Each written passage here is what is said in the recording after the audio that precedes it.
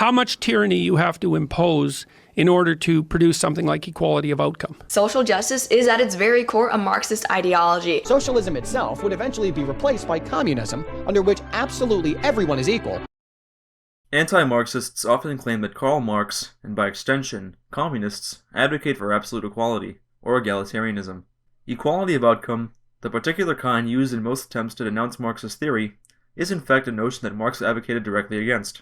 The concept itself is a product of liberalism and the ideas of the French Revolution, subject areas which Marx frequently challenged. There isn't a more concise work disproving Marx as an egalitarian than the Critique of the Gotha Program, one of his most significant pamphlets, second to only the Communist Manifesto.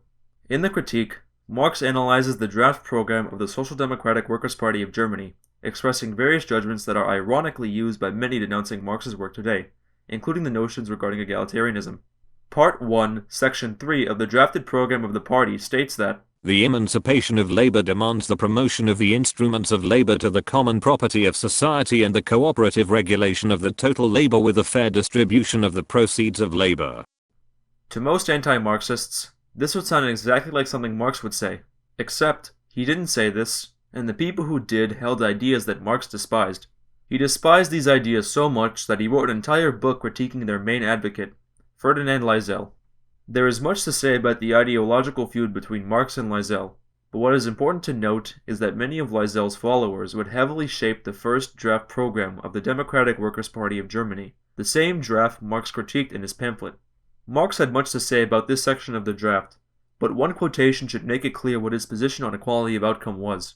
But one man is superior to another physically, or mentally, and supplies more labor in the same time, or can labor for a longer time, and labor, to serve as a measure, must be defined by its duration or intensity, otherwise it ceases to be a standard of measurement.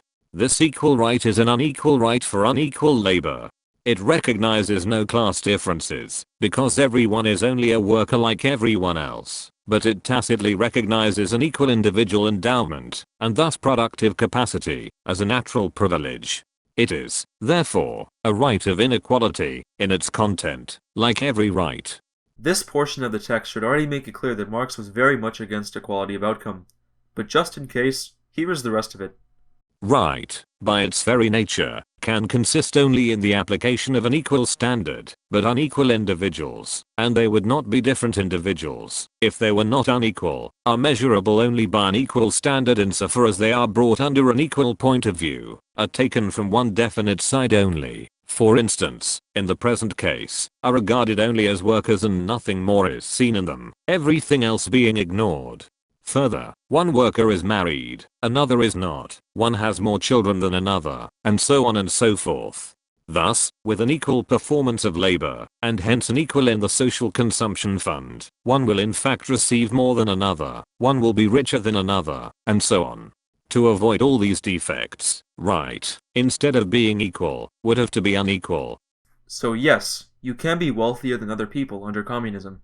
As a side note, like Adam Smith, Karl Marx held the belief that educated labor is nearly always more valuable than uneducated labor.